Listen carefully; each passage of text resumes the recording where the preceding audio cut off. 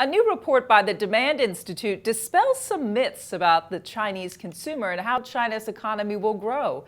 Joining me now is the Institute's president, Louise Keely. Good to see you once again. Nice to see you, Rhonda. You know, for months now, all we've heard is, oh, we're worried about a China slowdown. We're also hearing about China's economy transitioning to more consumption-based.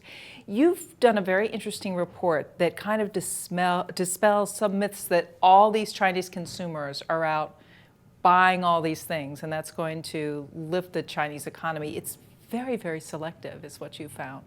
That's right. So while we still see China as an important opportunity for consumer-facing businesses going forward, it's not that that's changed.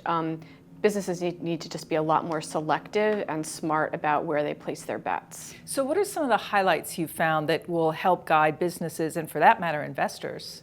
Well, there's three main findings. The first is just top line. We still see consumption growth growing at a pretty steady clip, over 5% per year over the next 10 years.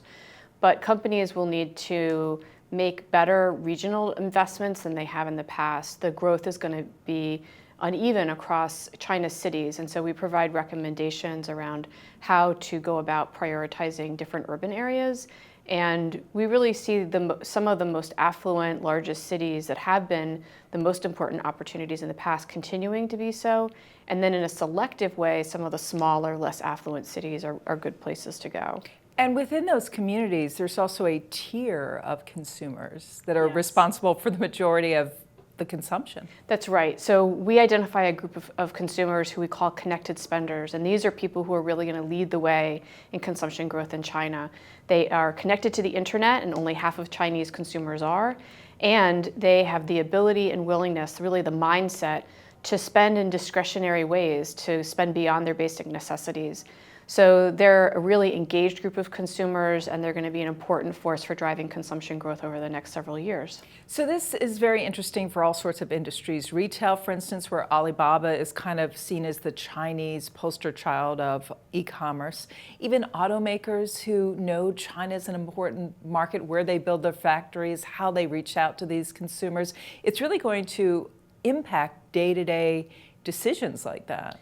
Definitely. One of the factors that we're seeing play out in the China market right now is that multinationals in some categories are starting to lose out to local companies. And this is one of the reasons why these types of changes and these types of improved strategies are particularly urgent.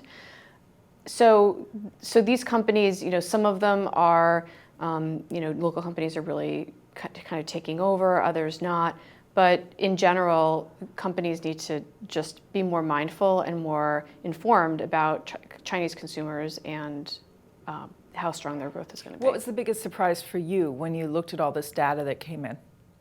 The biggest surprise for me was looking at the Chinese cities, really how great the variation is in consumption growth, and that out of 286 cities we looked at, 40 are the number one priorities, and most of them are actually ones that multinationals can stay away from for the near term. Why is that?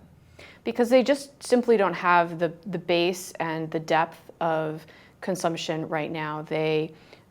They're fast growing for sure, but they're coming off of a very low base, and over the next several years we really need to look to see whether these cities make the appropriate transformation of their economies to become places that are robust for consumers and robust for companies serving them. So this is then beyond the Shanghais and the Beijings of the world. Exactly. So a lot of the cities that we think are still important priorities are the largest cities that are in the eastern region of the country, where multinationals often play now. We still see those as important opportunities.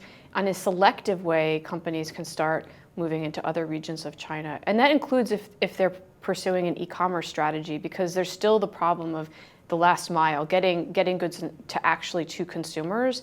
And there's huge variation in the ability to do that and the efficiency of doing that now. Well, it'll be interesting to see how this all plays out in the months ahead. Louise Keely, thanks so much. Thanks, Rhonda. I'm Rhonda Schaffler for The Street.